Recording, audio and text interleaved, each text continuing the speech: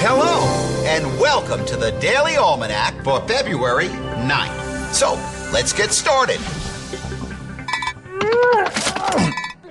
First day in history! On this day in history, February 9th, 1825, John Quincy Adams was elected the 6th President of the United States. Oh, and by the way, John Quincy Adams kept a pet in the White House, and I'll bet you couldn't guess what it was in a million years. So I'm going to tell you. It was an alligator. The Marquis de Lafayette, who helped America win the Revolutionary War, gave John Quincy Adams an alligator. He was kept in the bathroom of the East Room. On this day in 1861, Jefferson Davis was selected to become President of the Confederacy by the Confederate Congress in Montgomery. When he was inaugurated on February 22nd, Jefferson Davis became the first and only President of the Confederate States of America. On this day in 1870, the United States Weather Bureau was authorized by Congress. We think people always just sat around and talked about the weather. But it took an act of Congress to do something about it. The Weather Bureau is officially known as the National Weather Service.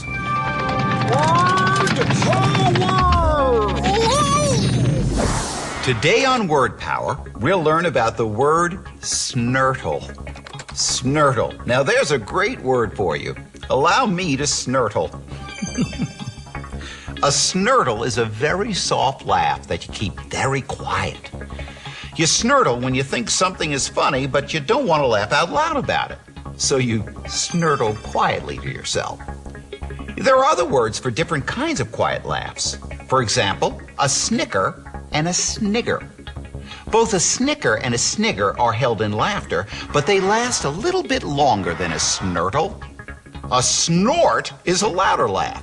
It's louder than a snortle, but both a snort and a snortle are louder than a snicker or a snigger. And of course, much louder than our word of the day, a snurtle.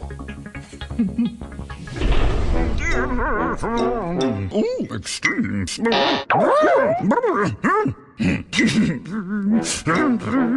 Today on Extremes, we ask, what is the largest land animal in the world? The answer is the African elephant. The African elephant is the king. No other land animal even comes close. Now imagine 12 full-size pickup trucks stacked on top of each other. That's how much one male African elephant weighs. About 16,500 pounds, which equals 7,425 kilograms. It's said that the noise of an African elephant digesting its food, you know, when its tummy's growling, can be heard up to 600 feet away. That's 183 meters. Health tips. Most food contain a number of nutrients. For example, pizza. It has carbohydrates, fats, proteins, vitamins, minerals, and water. However, no single food contains all the nutrients in the amounts you need. Now, this can make it a little confusing when you try to figure out what foods to eat. To help, the government created a guide called the Food Pyramid. It helps people understand how to choose a healthy diet. The color stripes stand for food groups plus fats and oils. Orange is for grains, green for vegetables, red is for fruits, yellow for fats and oils, blue is for milk and dairy products, purple is for meat, beans, fish, and nuts. Earth alert! Have your parents ever said to you, "Don't leave the door open when you go out"? Well, shutting the door isn't just about safety. It saves energy. Now think about it. If it's hot out and your home is air-conditioned, leaving the door open lets your cold air out and lets the warm air in. And during the winter, it's just the opposite. Warm air rushes out through the open door and in comes the cold. Leaving the door open is just silly. So be sure to shut it tight when you come in and go out. but do it firmly and gently, so your parents won't have to say, "Don't slam the door."